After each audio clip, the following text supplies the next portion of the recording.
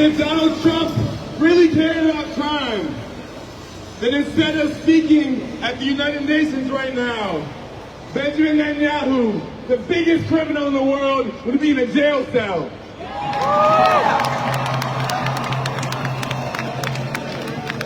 Who, besides Joe Biden and Donald Trump himself, is more responsible for death, destruction, starvation, and terror across the world than Benjamin Netanyahu? Shame!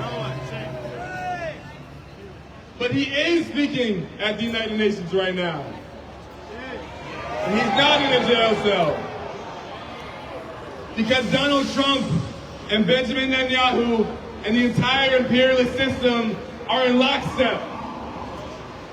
They want to stop the forward progress of history. In fact, they want to move us back in time. They want a world where the voices and the lives of oppressed and colonized people do not matter. In fact, Donald Trump wants to take us to a time in this country before the civil rights movement, before the women's movement, before the gay liberation movement, before the workers' movement, where no opinion besides that of a rich white man mattered in this country. But we won't allow that, right? We won't go back, right? Say, we won't go back. We won't go back. We won't go back. We won't go back. We won't go back. But we will fight back. We will fight back. But we will fight back. We will fight back. This movement is not going back. This movement has transformed consciousness in this country. It's transformed consciousness across the world. Where more and more people are waking up every day and seeing Israel for what it is. Seeing this genocide for what it is. And so we're not going to get tired, right? We're not going to be afraid. We're going to keep organizing.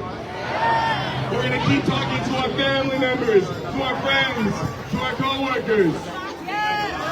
We're going to keep taking action every day to fight for a free Palestine. And we're going to keep taking action every day to fight for a world where a genocide like this can never happen again. Thank you. Free, free Palestine! Free, free, free Palestine! Free, free, free Palestine! Free, free Palestine! Free, free, free Palestine! Free, free, free Palestine! Viva, viva Palestina! Viva, viva Palestina! Lucha, lucha Palestina! Lucha, lucha! We have a war criminal in our city. We need this chant. This chant needs to fill up the hall of the empty United Nations that he is speaking to right now. I want everybody with me right now. Let's get this into the hall of the United Nations and across the world. Viva, viva Palestina! Viva, viva Palestina! Lucha, lucha Palestina! Lucha, lucha Palestina! Viva, viva Palestina! Viva, viva Palestina! Lucha, lucha Palestina! Lucha, lucha Palestina! We need a little bit more than that. Let's try one more chant. We want justice, you say how? We want justice, you say how? Arms embargo now! Arms embargo now! We want justice, you say how? We want justice, you say how? Arms embargo now! Arms embargo now! Arms embargo now! Arms embargo now! That's right.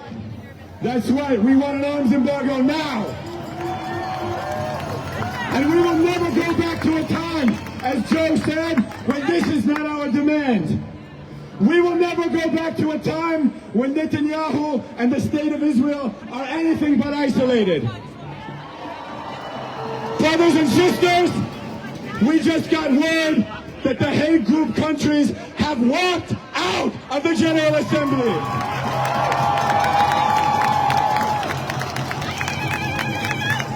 Make no mistake, this is the result of countless hours of all of you doing tireless organizing. Charting organizations, committing yourselves to the cause of Palestine, the cause of every free human being on this earth.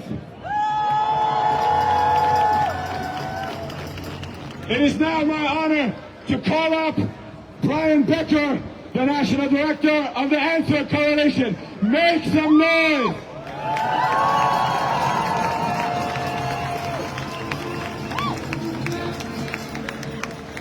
Sisters and brothers, yesterday, Donald Trump had a press conference in the Oval Office, and the media asked him, "What will you say or do about Israel's plan to annex the West Bank?" And Trump said, "I'm not going to let that happen." And I think, I want people to think about this. Donald Trump, the President of the United States, said that Netanyahu will not be allowed to annex the West Bank. What that means is that everything that is happening in Gaza right now is because Donald Trump and the U.S. government does allow the genocide to continue.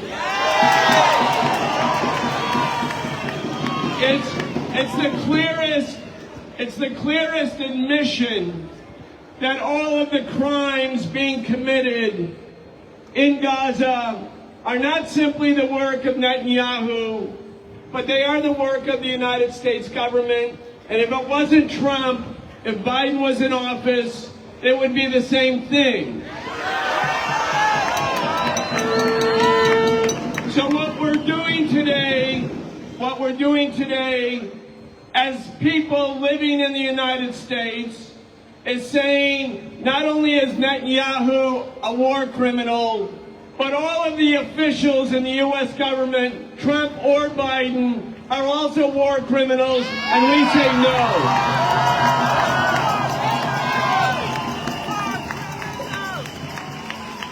I want to say a word to the people who have expressed a little bit of frustration or discouragement, who say that the movement that's sweeping the world in solidarity with Palestine has not accomplished enough. And of course, that's true. But if you look back in history to 1985, 40 years ago, Nelson Mandela was in a jail cell. The ANC was labeled to be a terrorist entity. The South African regime, the apartheid regime, enjoying the support of the United States, looked omnipotent, and 6 years later, Nelson Mandela was the president of South Africa.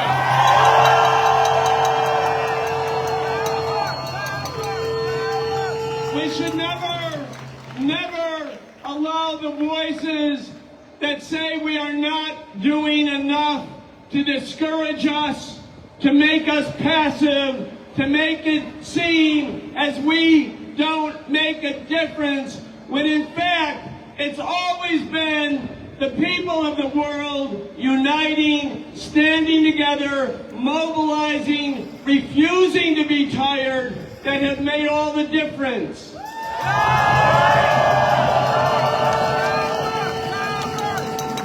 South Africa ended apartheid.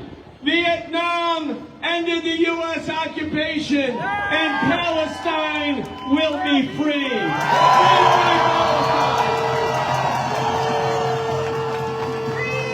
Free Palestine!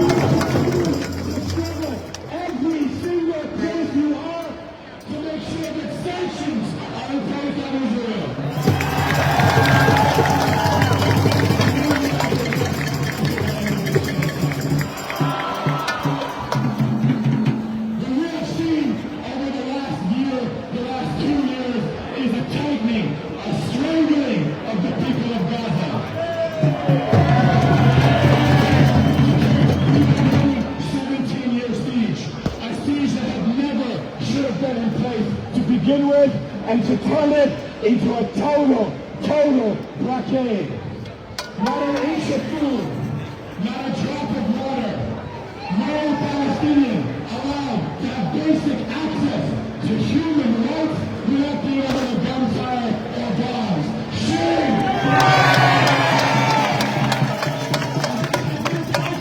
The undermining of every single UN institution. The collapse of UNRWA, the defunding of UNRWA, an attempt to replace that with the criminal DHS.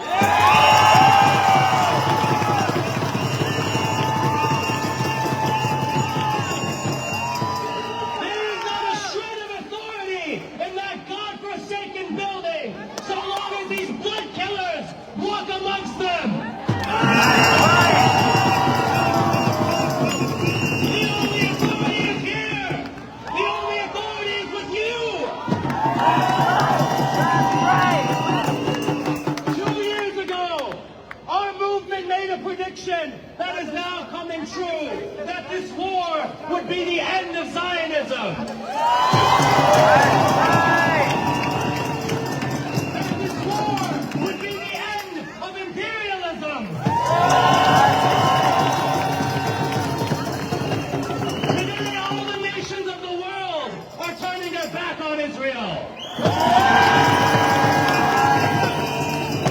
Today, the CEOs and corporations are scrambling to protect their reputations from the crisis we have created.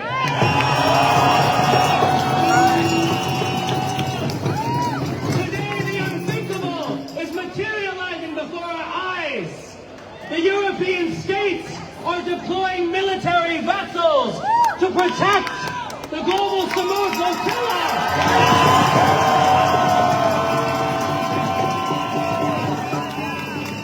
Because the Zionist entity has isolated itself, has criminalized itself, has shown its true face to the world. And that's thanks to those of you who clogged the streets. It's thanks to the students who brought the crisis to their campuses.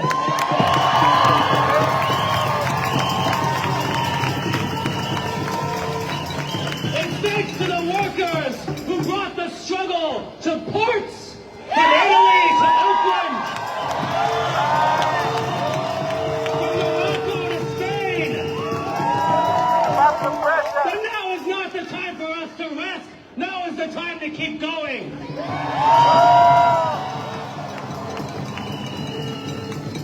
We have made this into a crisis that the ruling class cannot avoid. And now we will become the tidal wave to sweep Zionism from the stage of history. So let me hear you say, from the river to the sea. From the river to the sea. Palestine will be free. Palestine will be free. And from the sea to the river. From the sea to the river. Palestine will live forever. Palestine will live forever. Palestine will live forever. Palestine will live forever. Are we going to stop today? No. Are we going to stop after an arms embargo? No. We will keep going until Palestine is liberated. Once Palestine is liberated, we will be there to reconstruct. We will be there to rebuild. We will be there to revive.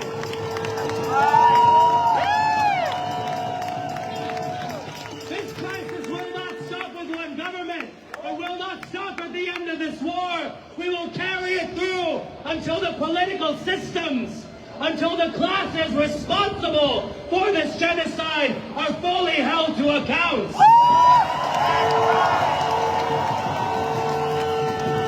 So to our so-called leaders watching now, we will see you in The Hague.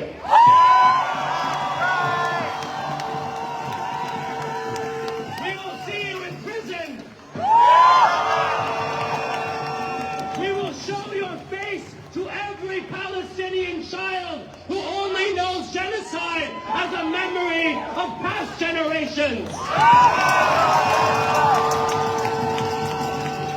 And when our children speak your names, venom will drip from their mouths because you will be forgotten. Up with liberation! Up with liberation!